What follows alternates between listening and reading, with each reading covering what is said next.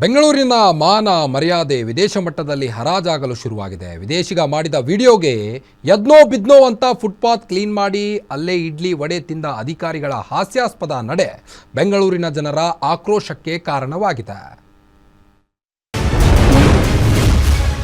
GBA ಅಧಿಕಾರಿಗಳಿಂದ ಇದೆಂತ high drama.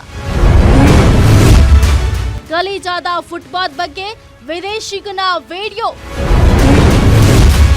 Footpath clean ಮಾಡಿ ಆಹಾರ ಸೇವಿಸಿದ ಅಧಿಕಾರಿಗಳು.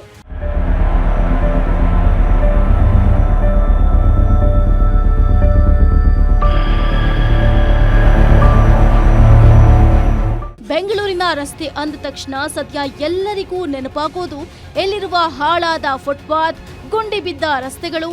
ಎಷ್ಟು ದಿನ ಬೆಂಗಳೂರಿನ ಜನ ಅಧಿಕಾರಿಗಳಿಗೆ ಫುಟ್ಪಾತ್ ಅನ್ನ ಸರಿಪಡಿಸಿ ಸ್ವಚ್ಛಗೊಳಿಸಿ ರಸ್ತೆ ಗುಂಡಿಗಳನ್ನ ಮುಚ್ಚಿ ಅಂತ ಎಷ್ಟೇ ಪರಿಪರಿಯಾಗಿ ಮನವಿ ಮಾಡಿದ್ರು ಅಧಿಕಾರಿಗಳು ಮಾತ್ರ ತಲೆನೇ ಕೆಡಿಸ್ಕೊಳ್ದೆ ಎಸಿ ರೂಮಲ್ಲಿ ಹಾಯಾಗಿದ್ರು.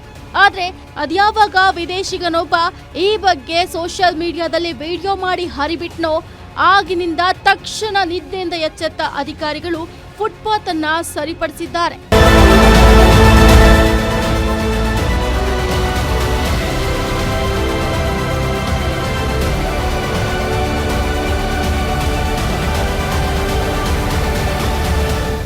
ಕೆನಡಾ ಮೂಲದ ವ್ಯಕ್ತಿಯೊಬ್ಬ ಮೆಜೆಸ್ಟಿಕ್ನ ಫುಟ್ಪಾತ್ ಪರಿಸ್ಥಿತಿಯನ್ನ ವಿಡಿಯೋ ಮಾಡಿ ಬೆಂಗಳೂರಿನ ಫುಟ್ಪಾತ್ಗಳು ಎಷ್ಟು ಗಬ್ಬೆದ್ದು ನಾರ್ತಿವೆ, ಎಷ್ಟು ಕಸದ ರಾಶಿ ಇದೆ, ಫುಟ್ಪಾತ್ಗೆ ಹಾಕಿರುವ ಸ್ಲ್ಯಾಬ್ಗಳು ಹಾಳಾಗಿವೆ ಅಂತ 2 ಕಿಲೋಮೀಟರ್ ದೂರದವರೆಗೂ ಸಂಚರಿಸಿ ವಿಡಿಯೋವನ್ನ ಮಾಡಿ ಸೋಷಿಯಲ್ ಮೀಡಿಯಾದಲ್ಲಿ ಹಾಕಿದ್ದ.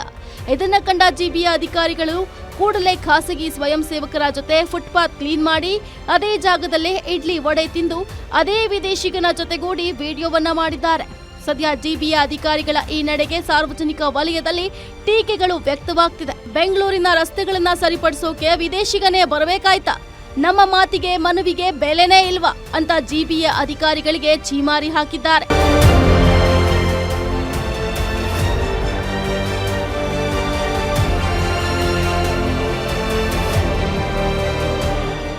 ಇನ್ನು ಇಷ್ಟೇ ಅಲ್ಲ, ಬೆಂಗಳೂರಿನ ರಸ್ತೆಗಳ ಪರಿಸ್ಥಿತಿ ಆ ದೇವರಿಗೆ ಪ್ರೀತಿ. ಎಷ್ಟು ದಿನ ವೋಟ್ ಹಾಕೋ ಜನರು, ಐಟಿ ಬಿಟಿ ಕಂಪನಿಗೆ ಕೆಲಸಕ್ಕೆ ಹೋಗೋರು, ಕಾಲೇಜಿಗೆ ಹೋಗೋ ಹುಡುಗರು ರಸ್ತೆ ಗುಂಡಿ ಬಗ್ಗೆ ವಿಡಿಯೋ ಮಾಡ್ತಾ ಇದ್ರು. ಆದ್ರೆ ಇದೀಗ ಸ್ಕೂಲ್ಗೆ ಹೋಗೋ ಮಕ್ಕಳು ಬೆಂಗಳೂರಿನ ರಸ್ತೆ ಗುಂಡಿಯಿಂದ ಸ್ಕೂಲ್ ಬಸ್ನಲ್ಲಿ ಹೋಗೋದು ಎಷ್ಟು ಕಷ್ಟ ಅಂತ ವ್ಯಂಗ್ಯವಾಗಿ ವಿಡಿಯೋ ಮಾಡಿದ್ದಾರೆ.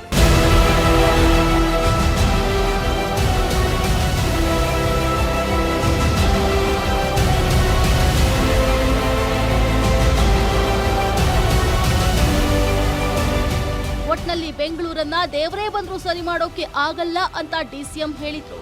ಆದ್ರೆ ಆ ಮಾತು ನಿಜಕ್ಕೂ ಸುಳ್ಳು.